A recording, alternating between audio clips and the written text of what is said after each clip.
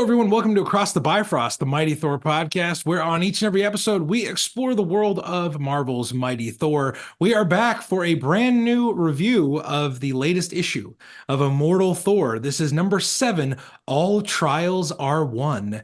And we are joined by the full assembly, the full power, the might of the Warriors 3. Myself, Ryan Doze, I am here, and Will Rose is here, and the Fast Guardian is here. Guys, how freaking awesome was Immortal Thor number 7 in one word? Give me like one word, because we're going to say a lot more about it, but one word right now.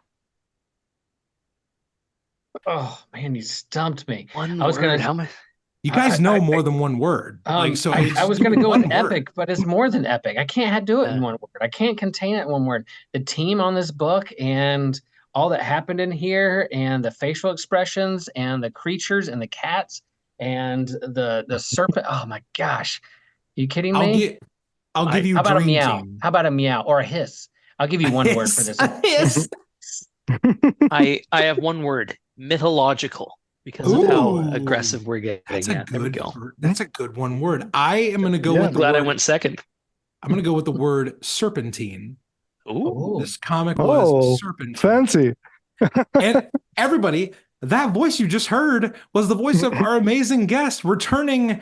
You know what? If I can be so bold, Martin, friend of the show, Martín Cóccolo. Yeah. The artist who brings us Immortal Thor on a monthly basis. He has agreed to join us again to talk about this issue. Martin, welcome back to the show, man. You are just the best. So thank you for having me.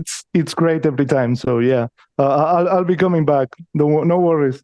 Don't jinx it, buddy. Just wait. We'll have some really angry things to say. Okay, we'll see how this goes, and maybe we'll keep your opinions to yourself.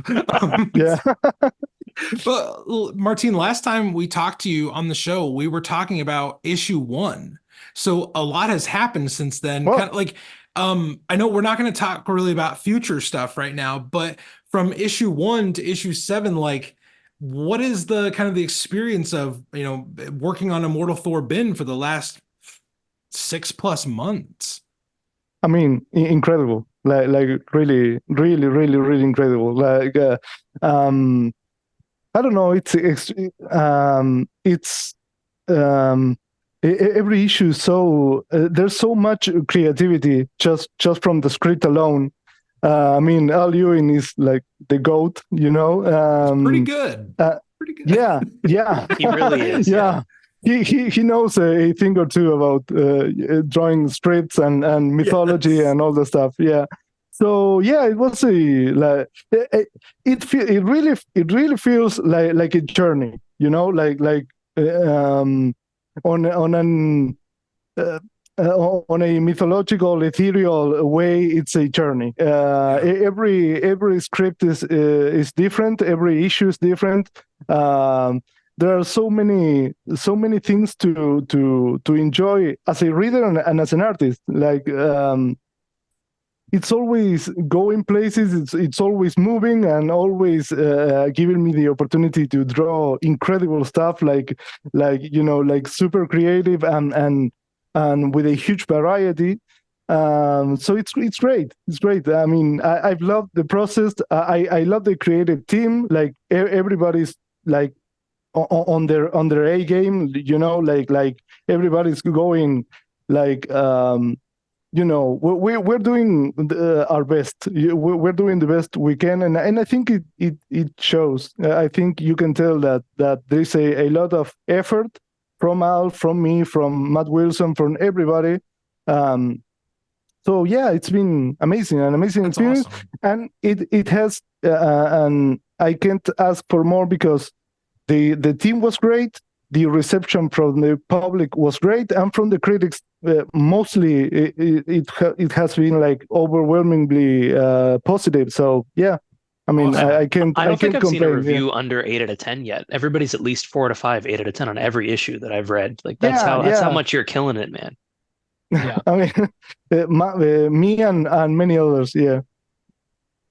So there's been this, we tied up the Thor core Tyrannos story, because you blew us away with the Tyrannos like character, and that like I know that you've told us in the past, like, Al writes that I bring it, to life with a pencil, but like, dude, some of the things, and we don't really have time to get into like all the amazing panels you've done over the last, the first 6 issues, but some of them have been truly just extraordinary. And there's Thank you. a bunch in this Thank issue that, I put up a review on our Instagram, at MiniPaz Official, if you want to follow along with that, everybody.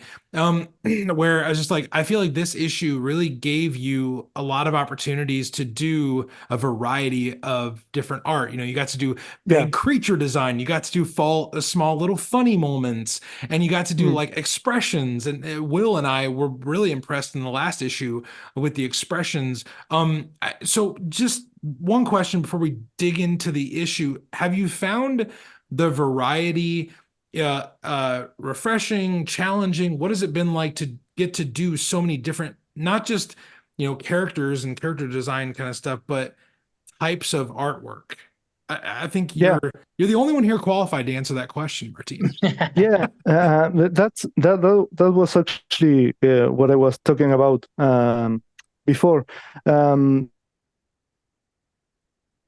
There is like a ratio with new stuff and complicated stuff to draw, and excitement. If it's too complicated, it becomes like it wears you down. It's tiring and you don't enjoy it. But if it's the challenge is there, but you can overcome those challenges.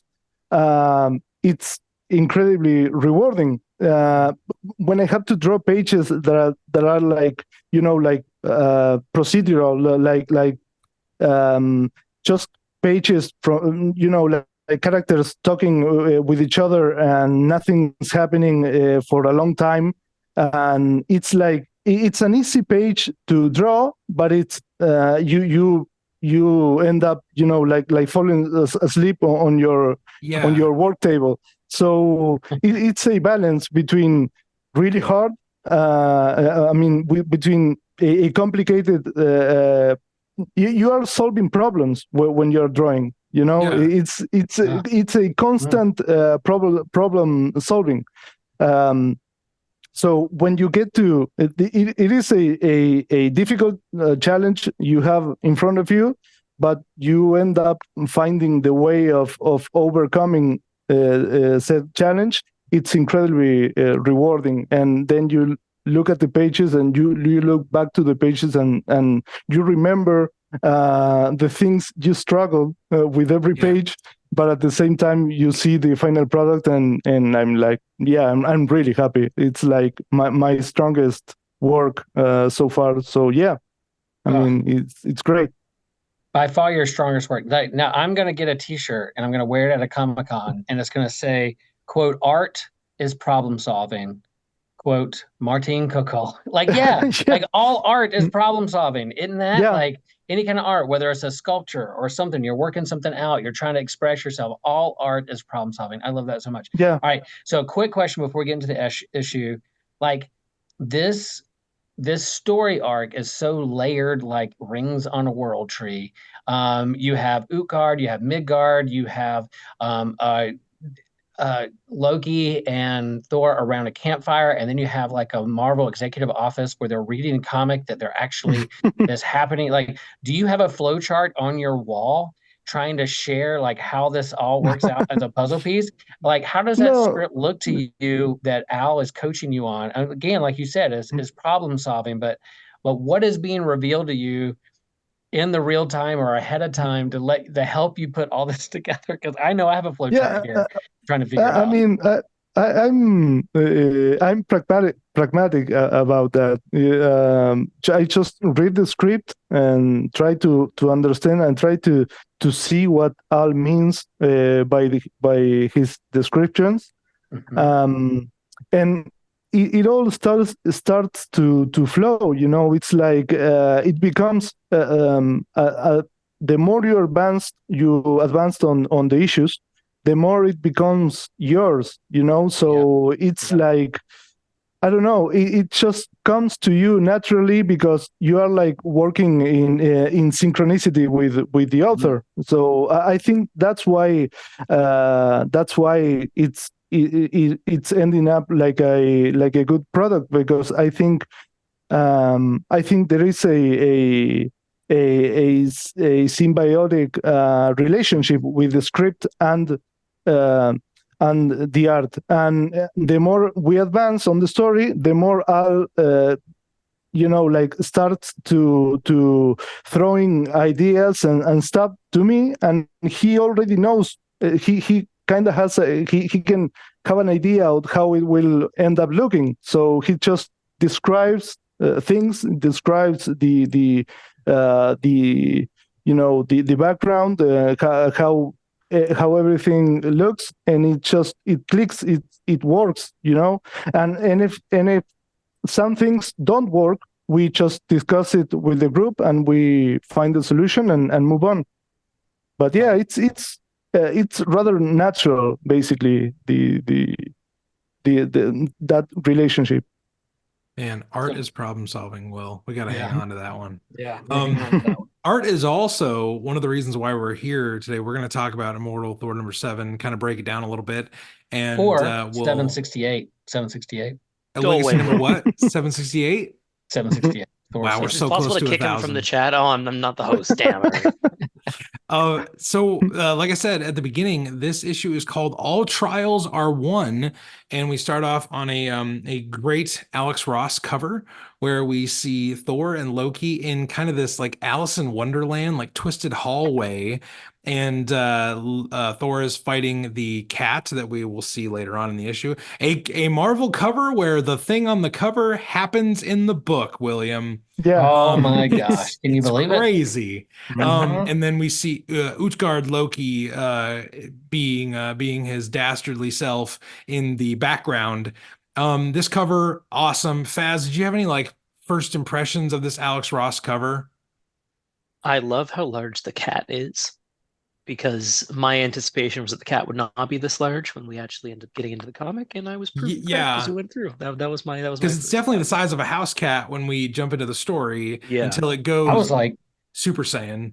yeah, I was like, is this a issue of He-Man? Because you have like the big Yeah, the cat, battle green cat. So totally Battle Cat, right? Yeah. His battle cat. His battle cat.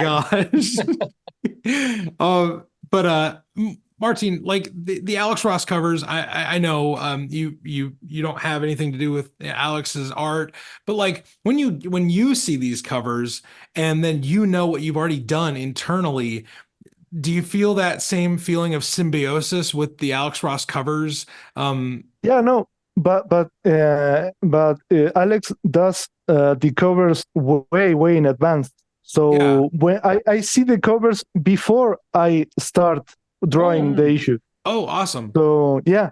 I mean, he's like, I don't know if issue 7 just came out and we have like already like, I don't know, like 12 cover for covers. number 11 he put up on his Instagram a few days ago. Yeah, or 10, right? So is he past 10? So something like that. He goes quite ahead of me on that regard. Yeah. And listeners, in case you're unaware, Alex Ross is very good. He's just very good. Also, if you're not following Alex Ross on Instagram or social media, he has been doing this series of videos talking about like different things, like, what's it like to draw Spider-Man? What's it like to, do the thing? And it's just really good, like behind the scenes stuff into his like mental process. So if you're not following Alex Ross, first of all, why not? But also, like, he's really letting you into his mind as he's creating these art pieces. So go do that. Do yourself a favor as a comic book fan. Following now. No, I already followed. I was going to say, Will, that you are a filthy liar if you're not already following Alex Ross. So we jump into the story. I'm going to give you a little bit of a synopsis, a 30,000 foot view of the story, and then we'll break it down. The guys, the remainder of the Warriors 3 will give you kind of their highlights, things that jumped out to them, and then we'll Well, we'll try to ask Martin a really good question. Guys, I think between the three of us, we can ask him a really good question. Mine are all going to be like, oh, this was so cool. What was it like drawing that? Seriously. Martin, I don't know if you've ever seen the SNL Saturday Night Live video where Chris Farley is he's interviewing Paul McCartney, and he's like, hey, remember when you were like in the Beatles? Yeah, that was really cool. So we'll try to avoid that kind of stuff. Be like asking Joe Sabino a lettering question. So here we go. We start off where we left off last story. We are in search of Utgard Hall, and we find it right away on the first few pages. And Martin did this amazing. I think you shared it on social media as well. The big, like, tall, like can't even see the top of Utgard Hall, and Thor and Loki show up there. And we start to go through these trials because Utgard-Loki is there. He is there, and he's going to put the brothers Odinson through the paces. We get an eating contest, a drinking contest, and those go really bizarrely crazy. And then we get a foot race for Loki, and a wrestling match for Thor, and it all ends with this small little task where Thor has to pick up a cat. And that cat, when it's picked up, gets all like, twisty and turny, and oh my gosh, he starts to look body like horror. Martin loves the body horror and splash of blood. No, but the screen. But that specific image, it's based on a true. I don't remember exactly. I don't know if it's the Eddas or like a true mythological book about the Vikings, about Thor. And that scene happens like in the real story of Thor. Yes, it does. I got very excited when we met Skrymir at the beginning, and I said it to these guys. I was like, they're doing the thing. They're doing the thing. And then Will was like, yeah, and also from the comic, like 500 Thor comics ago. And I was like, oh my God, what's going on? Yeah. We were collectively the Leo DiCaprio meme. We're just like, that's the thing. That's the thing from the thing we know. But Ryan, you buried the lead on the most important thing that happened on like the third page. I haven't gotten to the most important thing. I knew this was coming. We learned so Thor they have to sneak in to Utgard Hall, and they have to sneak in under the door, and Thor's like, no son of Odin is gonna go through under the door like that. I'm gonna break the door down. And we go to the next panel, and Thor's being pulled underneath, and he's stuck. He's like, pull harder, Loki, I'm stuck. And Loki confirms that Thor skips ass day, at least at this stage in his life. He's ass day. To quote, there's a lesson here, brother. And it's not to skip the squat thrusts when pursuing those mighty muscles. Thy flabby behind is the cause of this. And Thor says, 'tis Asgard's behind. That's America's ass, is what he says. That's the most important part of the entire issue, and you blew past it. First of all, hilarious. That was a great panel, great dialogue, expertly penciled. But the best part of the issue, in this Thor fan's humble opinion, is when the cat turns into the Midgard effing serpent. And Martin we talked about this beforehand, because this image was kind of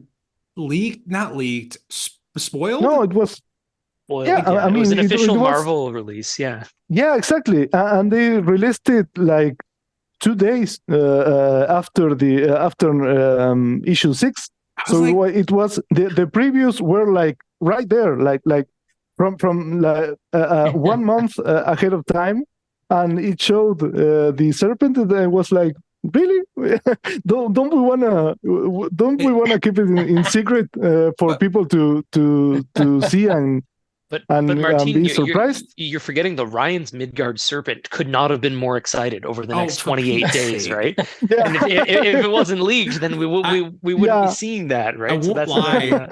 And this was kind of like, this was one of my things where when Martin took over art on the Thor book, I was like, there's a few characters I really want to see, and the Midgard Serpent is one, because after we saw what you did with Banner of War, we're like, okay, Martin can go big, and he can make, exploding planets feel huge. no one's ever going to forget the Iron Man Pacific Rim Gundam suit you did. So it's just like knowing what we've read of your comics so far and just being like, okay, there's no way his Midgard serpent would look bad. So, so finally seeing that on the page, I'm like, holy shit, this was so good. Yeah. And really loved that. But continuing just our brief synopsis, it's almost over. We did get a quick aside back to the Minotaur and Dario and the Executioner and Amora. And Amora still is just alluding to this thing of like, hey, we're retelling this story and some things are going to change in this story because there's multiple magics at work here. We see the end of the trials come when Utgard-Loki kind of is like, hey, well, this was a really fun aside, but I'm going to jet for now. So we kind of like, we teased the interaction with Utgard-Loki. We got them face to face. They saw a little bit of each other's, Thor's resilience, Loki's trickery, but also Utgard-Loki's kind of, why he wants them, why he's going after them. And then we're going to like pull away from that. It seems we're going to pull away from that for a little bit. So last page, we've answered the question of, okay, well, Tyrannos is like the Utgard Thor. Utgard-Loki is Loki. Is there an Utgard Odin? And then in the last page, we see a massive fur coat wearing, spear wielding eagle partnering with a gentleman from the back. We see him. We don't see his face. We don't see his front, nothing. And here's my theory is Utgard Odin is Tiwaz from Thor 355 by Walt Simonson. And Sal Buscema, because one like that eagle is clearly whiteface, and the body structure. And Martin, I know you have to like sit this one out. So what I'm just talking to Faz and Will. Okay. I know this is not a big deal to anyone else on the internet, but there's like that has to be Tiwaz, and the fact that it's a Simonson character that like didn't show up that much. It like that kind of stuff, my speculation, whatever, maybe I'm just insane. That is like the most Al Ewing thing ever, to just dredge up a character that no one's basically like, unless you've read Simonson. Yeah, I don't know that character. He's not in the movies. He really hasn't been around at all. Like it'd be the most Al Ewing thing if Utgard Odin was Tiwaz from Thor 354 and 55. So that is my theory aside. Faz, please, like, give me something. I'm out of breath. Oh, buddy, you missed so many important things. Oh, stop. The Enchantress pets our undead Minotaur, pats him on the head like a good dog, and she says, "Dear Dario's worked so hard on the main ingredient for the real magic. When that arrives, we'll all get what we want, don't we? Now, why don't we see what happens next?" She's like a cute little dog mom to the Minotaur, to an undead, bleeding, and writhing Minotaur billionaire. And you're pretending that's not even in this comic. Alex would be so mad. The Enchantress herself would never forgive I understand. I totally get it. Will, do you have a favorite part from the comic or something that just like jumped out before we get Martin's kind of like, vibe and his thoughts on these things? That same scene, like what did the Minotaur, the ruler of Rexon or whatever, he's like, propaganda exercise, control the narrative, monetize enemies, damage their brand. Like we see something going on, those seeds being planted for later on is so good. So I just want to go out on a limb, like in terms of like in comics, there's a continuity and an ongoing story arcs that are within what they're trying to do in the final page, and they want you to buy more comics. But in terms of single issues, this has to be, I mean, we're early in the year, but one of my favorite comics of the year because of the team, but also like the way that it tells the story. It's self-contained. It talks about mythology and like it explains, the creation myth of why there are mountains, why there are tides, why there is fire, why there is death, is all contained in this mythological story. But also you have like Thor and Loki sharing a story around a campfire, and layered upon that is like this executive reading I mean, in terms of a self-contained issue, yeah, there's a lot of stuff you're like, I don't know some of these words or these characters, but the way that it tells the story is almost perfect. Like and I'm not just saying that because Martin's here, but just in a self-contained story, it's one of my favorite comics so far of the year because of the art, because of the story that it's telling. And yeah, the serpent is huge, it's big, it fills the page, but even like Martin, like come on, the teeth, like some of the teeth are crooked. Like the small little details, like you did not cash it in and like I'm just gonna do a bunch of teeth and just redo myself or Photoshop other teeth that I've other drawn into this to skip it, whatever. You're drawing and penciling every single tooth, and they have its own character unto itself. Like that little attention to detail is just super rad. So thank you. And in the way the facial expressions, the wrestling was so much, you just can't beat this comic. Why do I read comics? Well, I tell you why I read comics. Thor 768. That's why I read comics. Martine, I have a question about the Midgard serpent because once that got leaked, and I had a moment with it, and I was really excited about it. So I'm just curious because that is outside of the bottom panel with Utgard-Loki in that narrower panel, kind of a splash page of the Midgard serpent. How long does something like that take with that much detail and that much variety of like the big character design, but also like the little intricate variety of details within him? No, is it a day or is it a week? Actually believe it or not, it's actually simpler doing this, and it takes less time for me to do this than to do a regular page, because these things, if I get to do an interesting thumbnail, and I can already tell if it's going to work or not. So when I did this page, it just flowed away from me. Like it felt like really natural for me. I love drawing dragons, and I love drawing creatures like this, giant creatures, and it just, I don't know. I just read the script. I did some thumbnails, and when I decided to go this way, it's easy. It takes this page took a little less than a day of work, basically. Oh, awesome. Yeah, it's actually, for me, it's harder to do like regular pages with 4 or 5 panels. Yeah. Because I have to repeat many things. I have to, if I draw Thor in every panel, I have to draw, his costume. I have to draw his hair. Okay. And you have to do it time and time and time again. And you have to try to in your way the whole time. Yeah. Yeah, and you have to try to keep it, like interesting, and but it can become at some points it can become a little boring or repetitive. So those, when you experience something like that, it's more like a grind. So in this case, it was easy. It's like every time I see a splash page, or in this case, it's a splash with an inset panel, but it's basically a splash. Every time you see something like that, it's like a gift for you. It's like Christmas morning.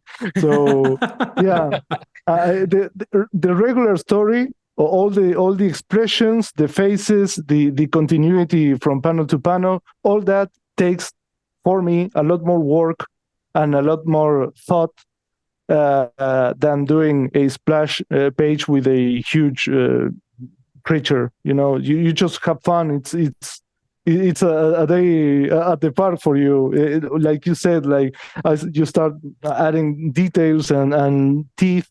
And teeth should be crooked or some teeth missing, and you start adding wrinkles and scales, and it's fun. It's really entertaining, and it's a lot faster to do that a regular page. Interesting. Ryan, when do you turn 40? When do you turn 40? What the fuck does that have to do with anything? I'm going somewhere with this. Okay, I turned 30 in 2 years. Well, that's in 7 years. Okay, I'm 33. But before you're 40, Faz and I are going to commission one of these serpents from Cóccolo to have for you for your 40th birthday. Oh God, that sounds expensive. You have 7 years to save for this. You understand that Martin is going places. This man is popular. He's a stormbreaker. Oh my God, his rate is going to be so expensive. We're going to commission original art of the serpent. I'll take out a mortgage now. We'll be able to pay for it eventually. If I may. I'll do a special price for you guys. No, don't worry. Nice, very nice. Maybe in 7 years I get to finish a commission or two. Yeah, you say that like he has time. We got 7 years. We got 7 years to do this. I'm just saying it should be Thor fighting the Midgard serpent and Ulick at the same time. Moving on. So, but Martin, one thing Will and I specifically, I don't know if Faz ever started collecting the Deadpool series.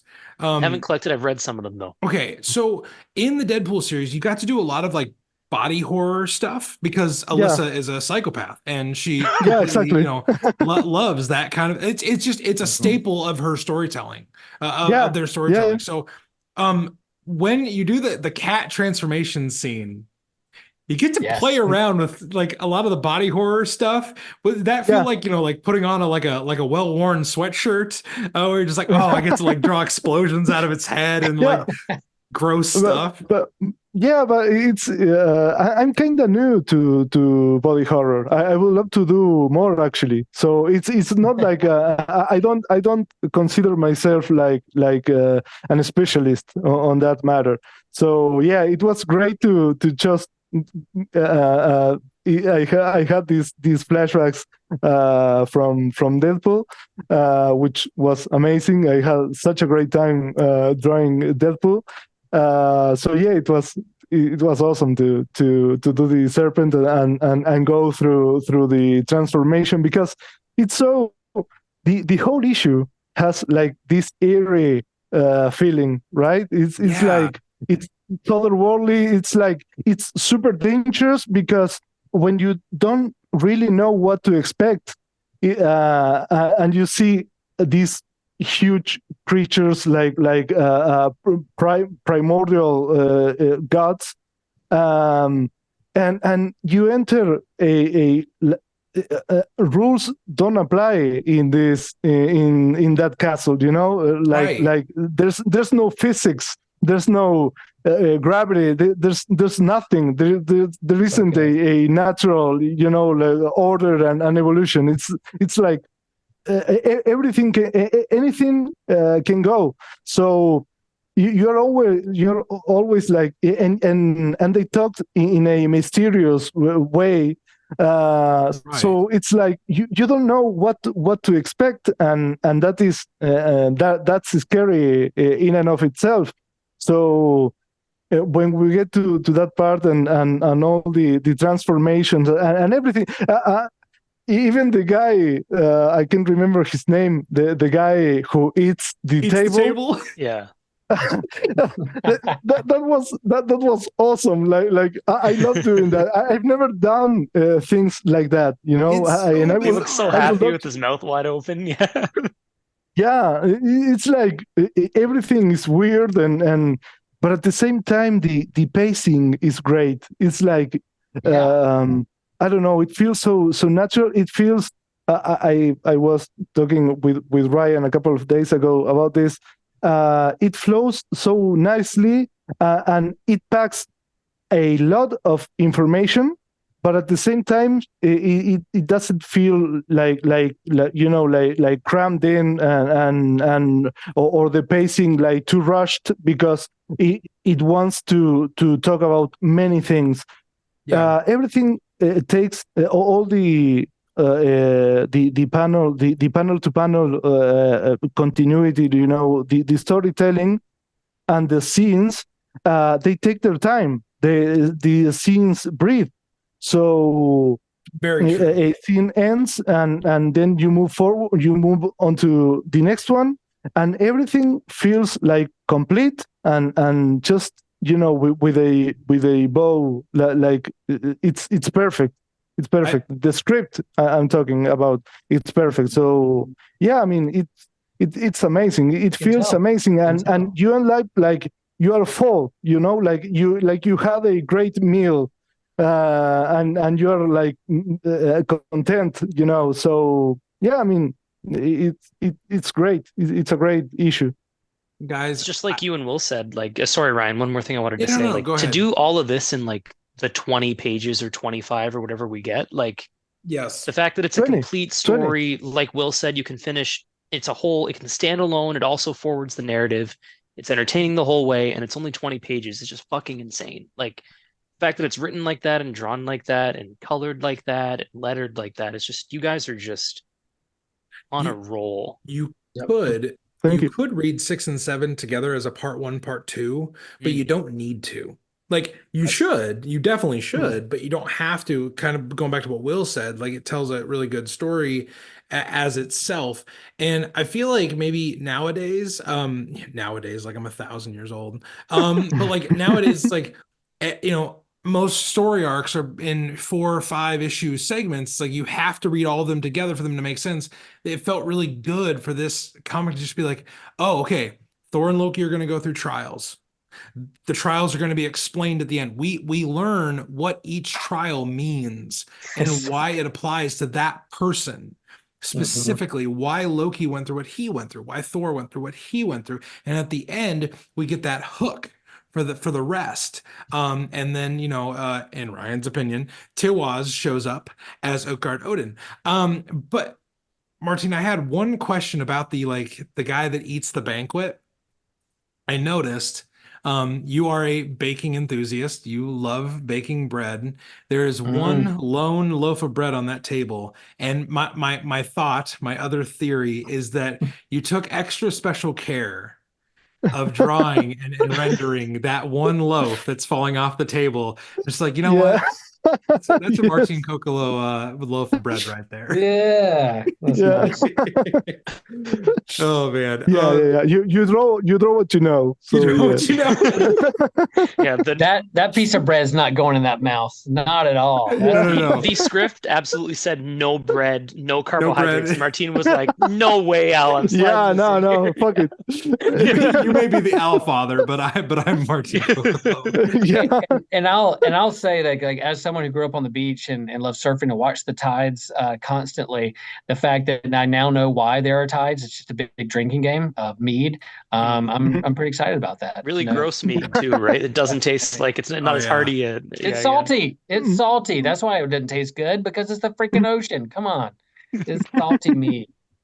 Guys, so we're getting towards our wrap up here. I wanted to just get some final thoughts from you, any like last ditch thing from Martin, but I've got to ask, man. Martin, you've been so generous and so awesome to us, over the few times we've had you on this show.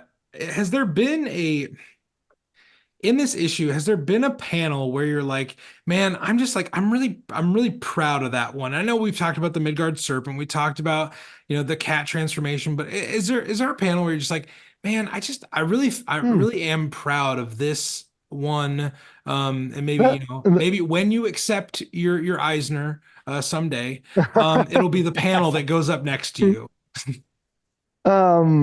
It's that's a hard question, because I didn't I haven't thought about it. If it's an unfair question, I guess the page with them like Loki starts to eat and Thor just vomited, Yeah. I don't know. Yes. I liked the contraposition of the last 2 panels. Thor is wiping his mouth, and Loki is raising his chalice. I don't know how to the goblet. I don't know. Goblet, yeah. So yeah, I really like. He's eating chicken, my favorite. Yeah, Let's get exactly. some fried chicken in here. For whatever reason, I really like how those panels came out. But there are many here that I liked actually. I like the panel with the the how is it called? An ancient nurse Ellie is holding the sorry, what? the hooded figure. Yeah, exactly. When the hooded figure grabs Thor's arms, that's good. That's really good. I like that one too. Yeah. You only see his teeth, so you can see what the facial expression, the grit, like the really grinting and leaning into it. Like he's working hard because of like the teeth, but then also the same teeth with Thor there, and then his hair being thrust forward. Like that attention to detail is not unnoticed, Martin. Not unnoticed. Thank you. Thank you. Work. Yep. Will, do you have any final thoughts? And then Faz, you can close us out, and we'll get along the Rainbow Bridge and get out of here. No, just fantastic comic as a whole. Can't wait to see what's going to happen in 769. We'll see what's next. I mean, even that final page. Come on. All right, I'm gonna go again. Like even the final page, you mentioned the character there and the eagle and the spear, but look in the distance. You got two planets crashing against each other, like smashing with cracks in them. Like that attention to detail. It just, man, so thank good. you. Saw it in Banner of War. I'm just saying. That was in the script basically. So yeah, that was literally in the script, like. The planet crashing. So yeah, that's just straight from the script. Okay. But yeah, that was I love doing that page. I mean, this was from cover to cover. This was an amazing comic for me to do. It was so enjoyable, so enjoyable. And you, when you're making it, and when you are close to be done with the whole issue. It's like you feel you know that the issue you're doing will resonate with people, and it happened just like that. Like it really every 3 or 4 issues or whatever you feel like this one's is special. So yeah, that's the feeling I had from the very last. When I completed the last page of this issue, I was like, man, this is amazing. This is an amazing issue, like through and through. So yeah, I mean, it was great. Faz Guardian, final thoughts, man. Yeah, so it's a Martín Cóccolo special. So I'm going to do what I usually do when he's on and just kind of gush for a couple minutes. I said this last. Isn't that what we've been doing? No, but I'm gonna lay it on thick for the listeners and for Martín at the end. Like just to kind of bring it full circle with the 7 issues so far. Like when they announced that Thor was coming back to his classic costume, you remember I was disappointed. I was like, I really liked where they'd taken him, both in the Aaron times and in the and in the Donny Cates times. And I honestly can't imagine him wearing something other than this classic costume right now, Martín. After 7 books of just like we've seen him from every angle now. It's so simple, but it's so detailed, and the proportions are just as they should be. And like Will always says, the facial expressions are there. I don't even like need to see him with a beard. Like the clean shaven look seems perfect for this era of Thor. Like it's just you've captured how Thor should be so well for 7 issues now. And that's how I want to close it out on my thoughts. Like it's just Thank you. It looks just really like appreciate how it should. I really appreciate it. Like yeah. Again, this came from the script too, and I don't know. It's just you start to you. It's like sculpting marble. You know, like you have a block, like a square block, and you start I don't know, with the pike, I don't know how you call it. You start taking pieces of that block, and it over time it becomes something that you feel like super close to you, and you start to see it better. You start to see his features. You start to see how he smiles, how he gets angry. You start to it becomes, if you feel like the script is working, and the team is clicking, it becomes like second nature to you. So you start to get better. Once you say like, okay, this is my Thor. This is going to be my Thor, and then you start to get better at the all the all the features and all the expressions, and it feels natural. You for whatever reason you end up like applying the correct lines, or at least the correct lines for you, and it becomes like, yeah, I mean, like I see him, like, and so but it's because the script is so good that it lets me feel these things, and take take this road or that road or whatever when I'm walking, and it works. It ends up working. So totally does. It has been great, like really, really great.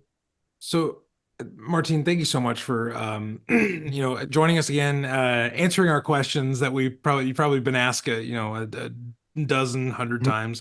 We really appreciate it. We appreciate your time. We do want to give listeners a little bit of a heads up for what's coming up next in Immortal Thor number 8.